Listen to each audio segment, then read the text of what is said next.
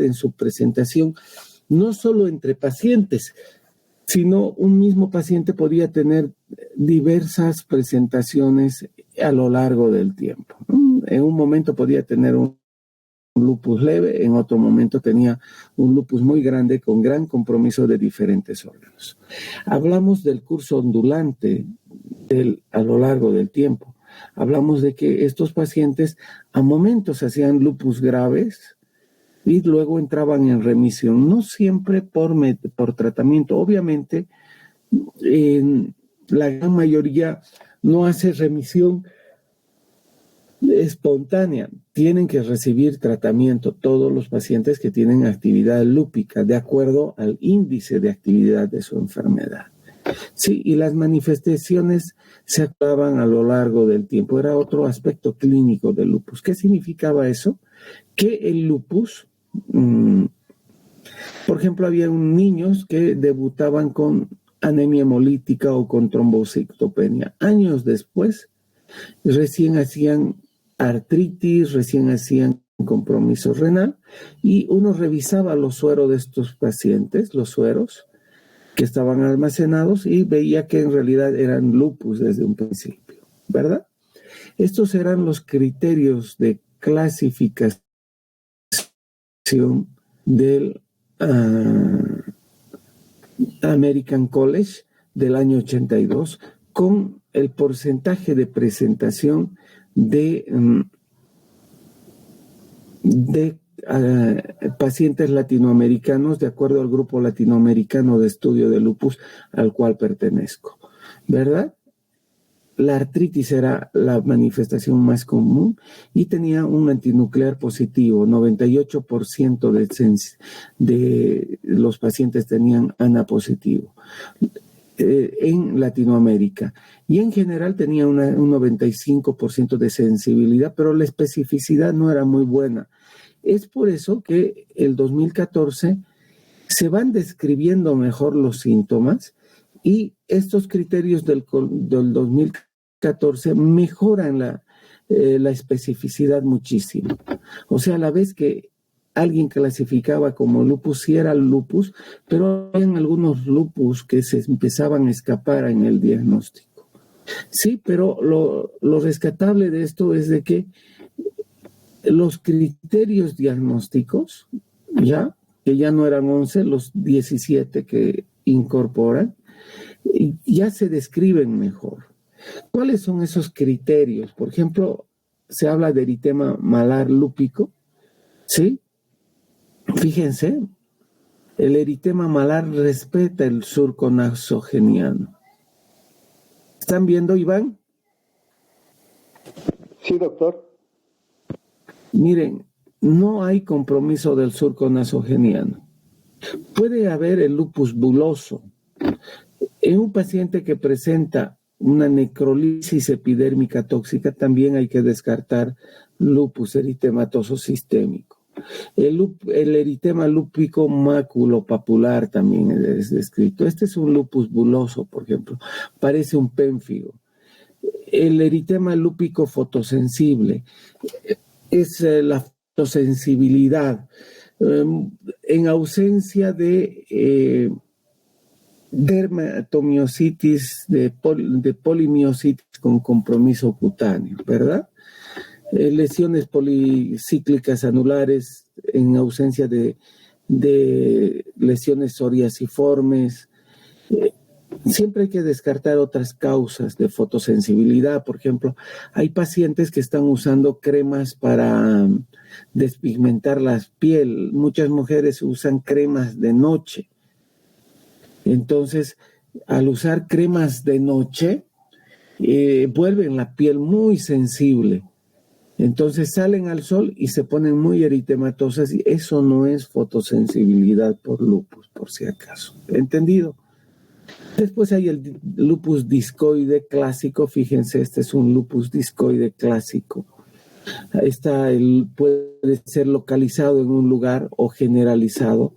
Este se parece mucho al lupus cutáneo, ¿ya? Está el lupus hipertrófico verrugoso, ¿ya?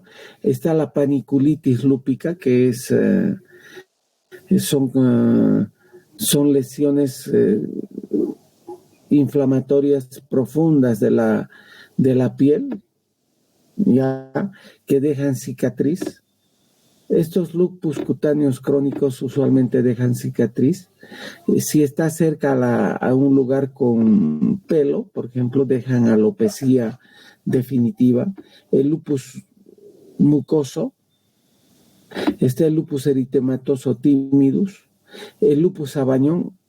Los sabañones que salen, por ejemplo, en los dedos o eritema pérneo en los dedos, hay que descartar lupus. Y el líquen plano, ¿verdad? El líquen plano son unas lesiones en la mucosa bucal que está ahí presente como una lesión cutánea, como una úlcera en el labio o por dentro del labio, que está mucho tiempo y molesta. Le hacen biopsia y dicen líquen, compatible con líquen. Uno pide autoanticuerpos y los autoanticuerpos son positivos.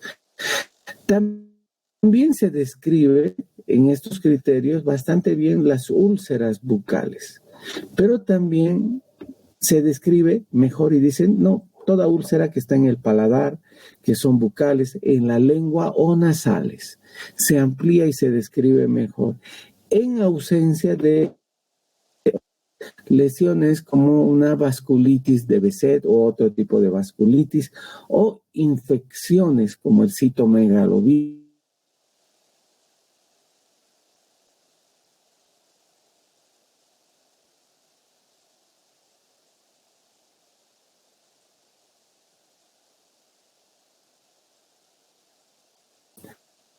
Las artritis reactivas también tienen úlceras orales. Por lo tanto, uno tiene que descartar estas otras enfermedades para decir que es una úlcera por lupus eritematoso sistémico. ¿Entendido, muchachos? Ahora, usualmente las úlceras orales por lupus son úlceras limpias, fíjense. No tienen detritos y no son dolorosas. ¿Ya? En relación a la alopecia, uno mete la mano, miren, mete la mano entre los pelos, cierra los dedos y jala hacia arriba y ve que si salen más de 3 pelos es anormal, más de 5 pelos es absolutamente patológico. Miren, esta alopecia es una alopecia difusa. Esta es una alopecia areata. ¿Sí? Entonces, alopecia no cicatrizal. Si este paciente, por ejemplo, en esta zona hubiera tenido un lupus cutáneo profundo, hubiera tenido una alopecia cicatrizal, porque el lupus profundo deja cicatriz. Entonces, ahí ya no sale pelo, pero la alopecia no cicatrizal vuelve a crecer el pelo y es un pelo, obviamente, como vuelve a salir es un pelo cortito y los pacientes muchas veces se llama pelo lúpico, son pelos pequeñitos que están recién saliendo. En relación, tienen poco pelo largo, ya muy difuso, que está cayendo y tienen nuevo pelo chiquitito. Ese es el llamado pelo lúpico.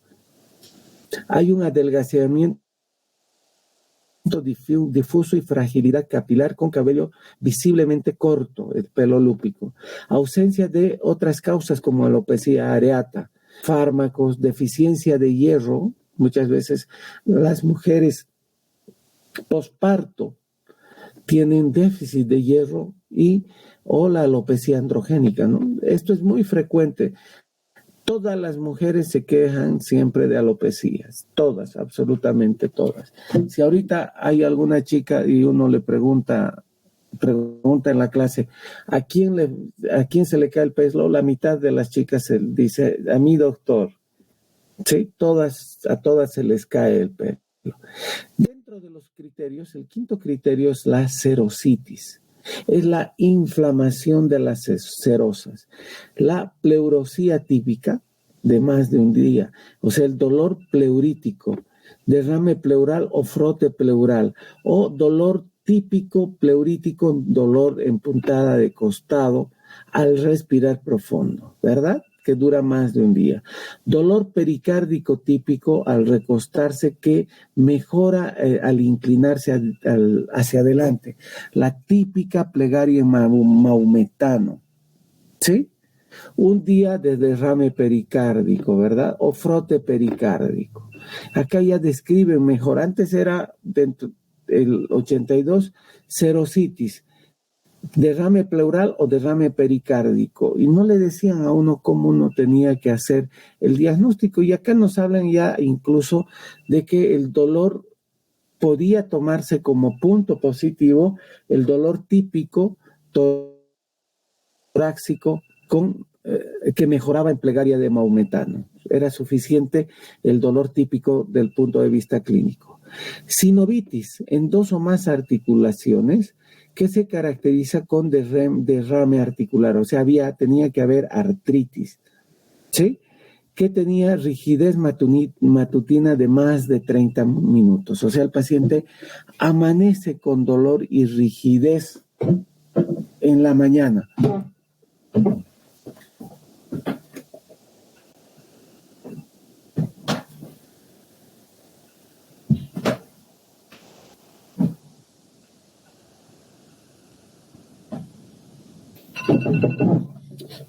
Perdón, muchachos. Entonces el paciente amanece con rigidez matinal. Antes se creía que la rigidez matinal era por gelificación del líquido articular, porque el líquido articular es un líquido viscoso, entonces toda la noche el paciente no movía la articulación y en la mañana amanecía con rigidez de más de 30 minutos, porque ese líquido articular no, entre comillas, no calentaba, estaba más viscoso. Entonces una vez que empezaba a moverse, igual que los autitos viejos, empezaba a lubricar mejor y se perdía esa rigidez matinal. Eso es absolutamente falso. La rigidez matinal se da por el ciclo circadiano de la inflamación. El proceso inflamatorio es mucho mayor durante la noche porque las hormonas, el ciclo circadiano del cortisol es al revés, ¿no? Entonces, en la noche hay un aumento del proceso inflamatorio, por lo tanto, el paciente en la mañana amanece mucho más rígido. Al disminuir los corticoides endógenos en la noche, para que podamos dormir, descansar, bajan los corticoides endógenos y el proceso inflamatorio de la noche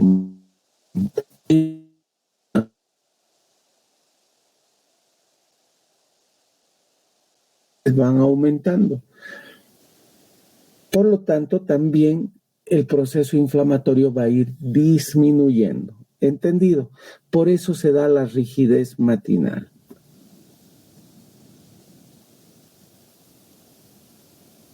Otro criterio es el criterio renal, la presencia de proteinuria de más de 500 miligramos o presencia de el equivalente en proteinuria en muestra simple de orina. Lo que me interesa es que sepan que es presencia de hematuria, proteinuria o proteinuria de más de 500 miligramos de proteínas en orina de 24 horas. ¿Entendido? Otro criterio antes era convulsiones o psicosis. Pero a partir del 2014 se amplía completamente el compromiso neurológico y entra la mononeuritis múltiple, la mielitis. Hay pacientes con lupus que quedan parapléjicos desde miembros inferiores o más arriba, la neuropatía craneal, por ejemplo, una parálisis facial bilateral, hay que pensar en lupus, una neuropatía periférica, un Guillain-Barré, hay que pensar en lupus, una convulsión de causa no conocida, hay que pensar en lupus, una psicosis, un estado confusional agudo, hay que pensar en lupus. Entonces, cualquier compromiso neurológico va a ser sospechoso de lupus, especialmente en personas jóvenes. Una persona joven con un accidente vascular encefálico que no tenga una causa clara, inmediatamente hay que pensar en lupus o síndrome antifosfolípido. ¿Entendido, muchachos? Si se dan cuenta, hasta acá, ¿qué necesitamos?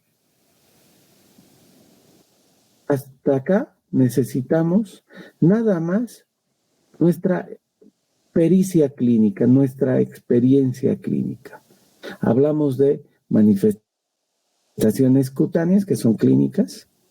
Hablamos de úlceras orales, que uno tiene que saber, buscar y preguntar. Uno no va a preguntar al paciente, ¿tienes úlceras orales? Tiene que preguntar si le sale aptas, porque el paciente no le va a decir, ¿tienes úlceras orales? Y el paciente le va a decir, no.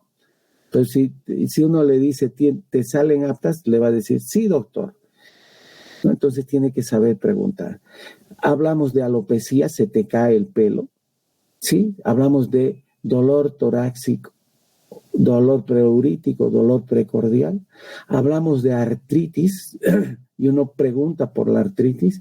Hablamos de compromiso renal, de hematuria, proteinuria, ¿sí? Que vamos a ver en un sedimento de orina muy simplecito. Hablamos de compromiso neurológico y vamos a ver convulsionar al paciente, vamos a ver con psicosis, vamos a revisar al paciente y lo vamos a ver en estado confusional y vamos a ver clínicamente. Obviamente después tenemos que pedir imágenes o una electromiografía, pero clínicamente ya vamos a estar sospechando, ¿sí? Y si se dan cuenta, hasta acá no necesitamos ninguna cosa rara. Y obviamente la anemia, leucopenia o linfopenia, anemia hemolítica o trombocitopenia. Hasta acá eran los 11 criterios. Básicamente, leucopenia menos de 4,000, ¿sí? Anemia hemolítica y trombocitopenia menos de 100,000. Si se dan cuenta, hasta acá los criterios son clínicos y de un laboratorio muy simple, de un sedimento de orina y de un hemograma. Entonces, ¿qué es lo más importante en lupus? Es pensar que ese paciente tiene lupus. ¿Cuándo? Cuando tiene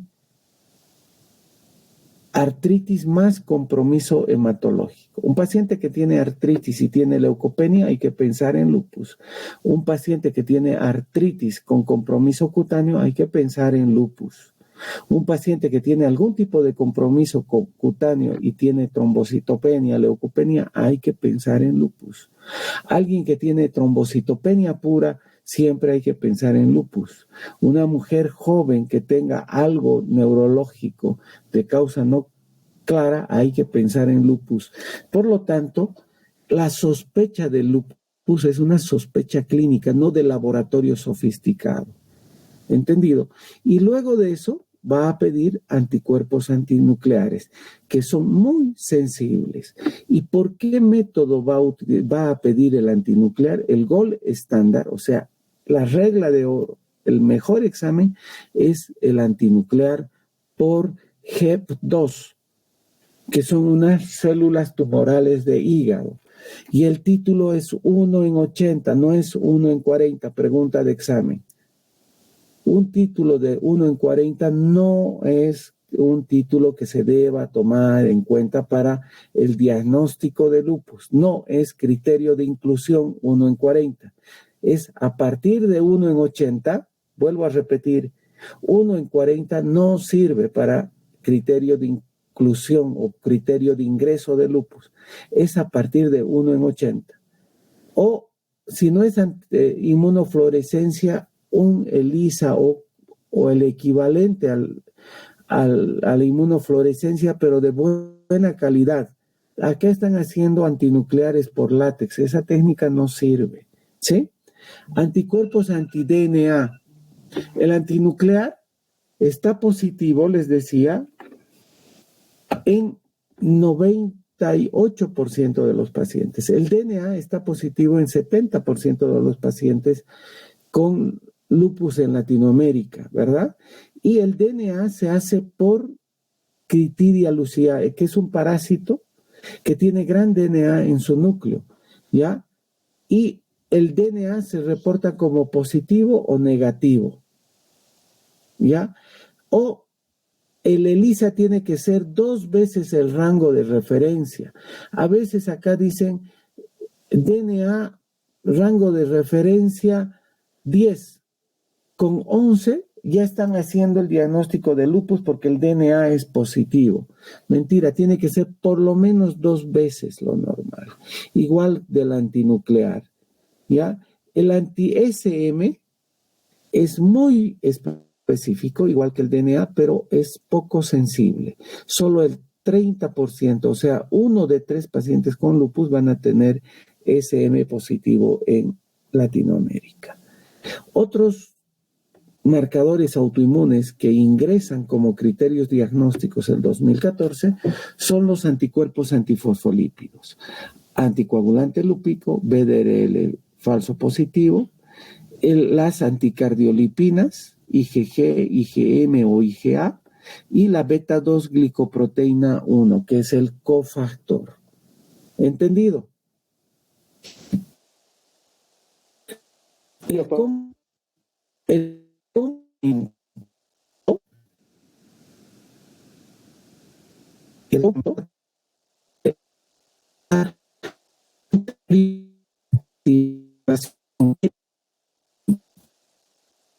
criterio de, ¿ya?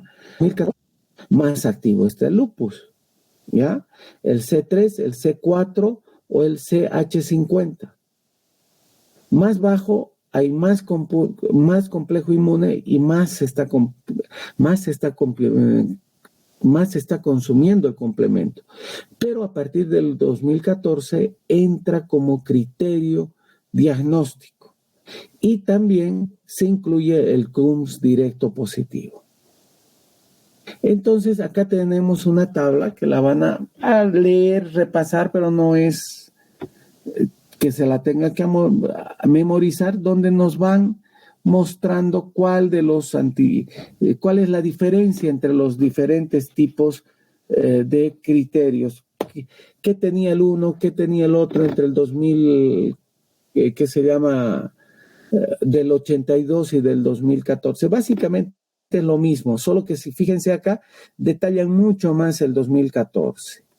Y acá, por ejemplo, nos dicen las características. Miren, acá compromiso neurológico apenas lo mencionan y acá nos dan un detalle, pero mucho más fino de las cosas, ¿ya?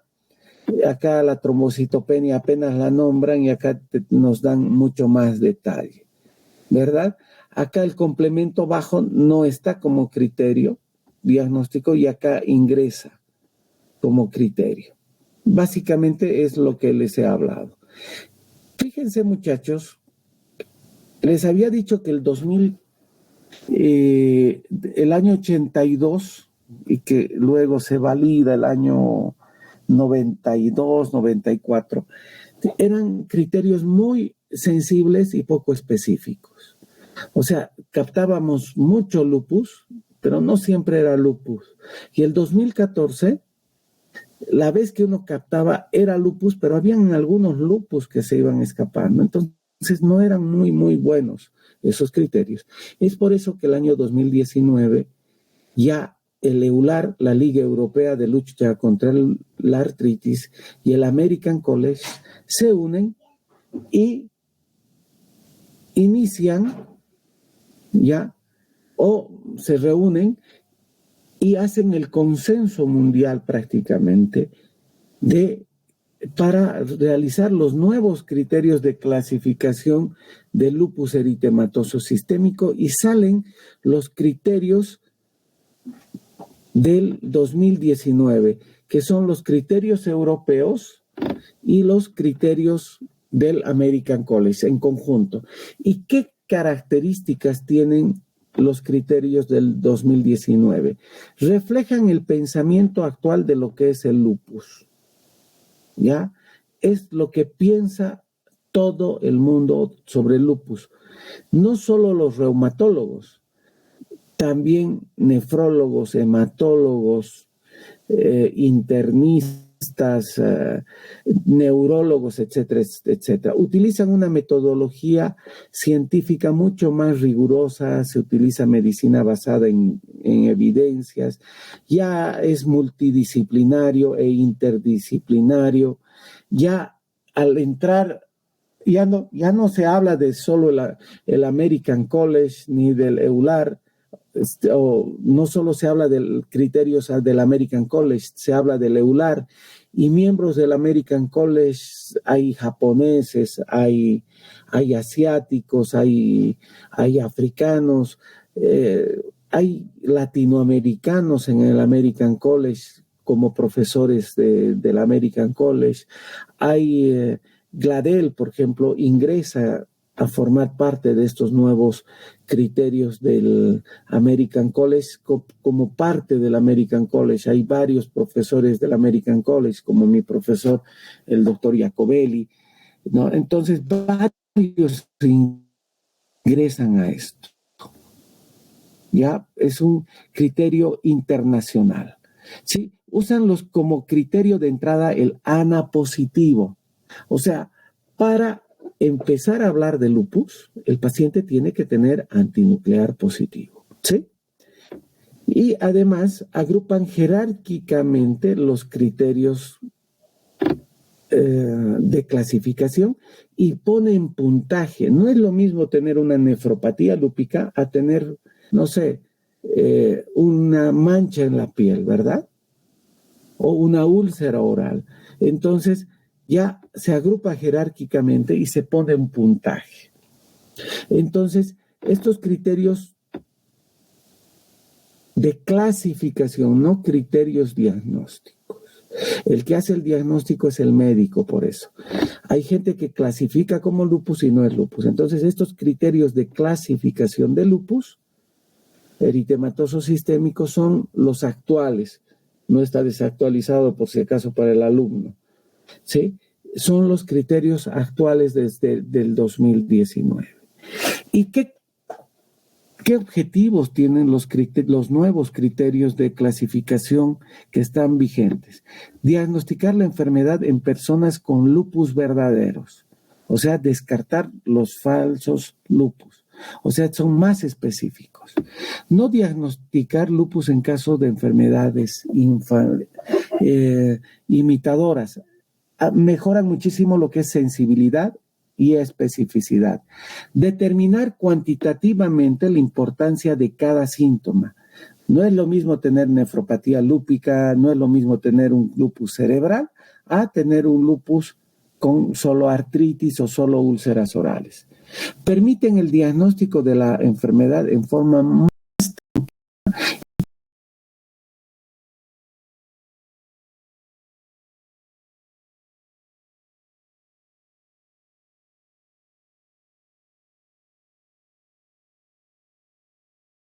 Los criterios del año 82 que fueron, digamos, validados y tabulados el 87 en trabajo, frente a los del 2014, también que fueron validados en un estudio del 2012, y frente a los del 2010,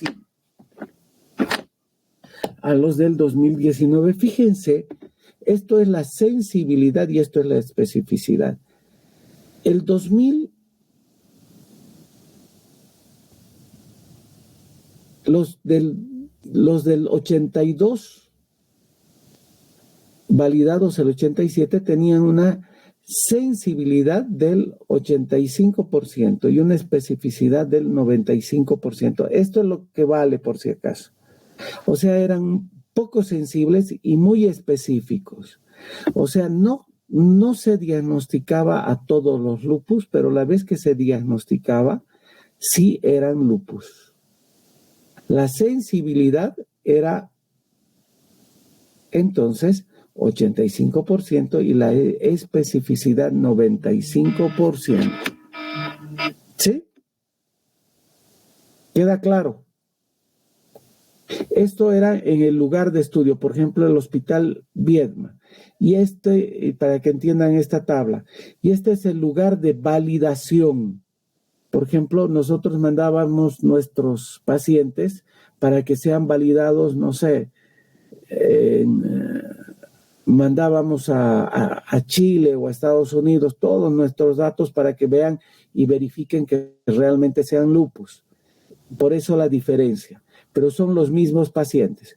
Pero para que vean, con los criterios del 82, la sensibilidad era 85% y la especificidad 95%. O sea, habían lupus que no estaban siendo diagnosticados porque la sensibilidad era nada más un 85% y la especificidad un 95%. O sea, sí eran lupus cuando se diagnosticaban, pero no todos los lupus estábamos diagnosticando.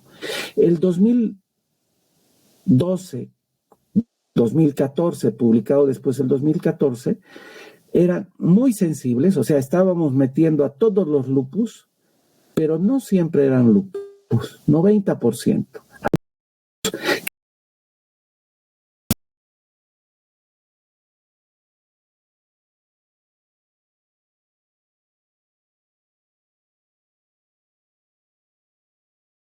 O se clasifica como lupus, es un 98%, y la vez que uno dice que es un lupus, es realmente un lupus, 96%. O sea, con los criterios ACR-EULAR del año 2019, se eleva altísimo la sensibilidad y la especificidad.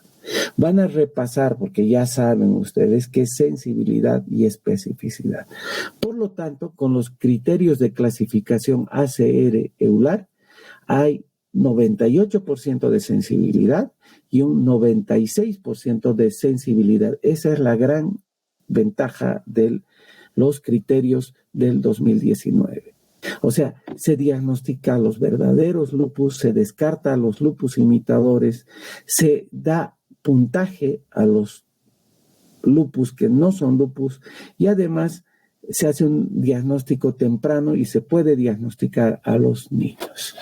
Ya, nos vamos a quedar acá, muchachos, y mañana terminamos lo que es lupus, ¿ya?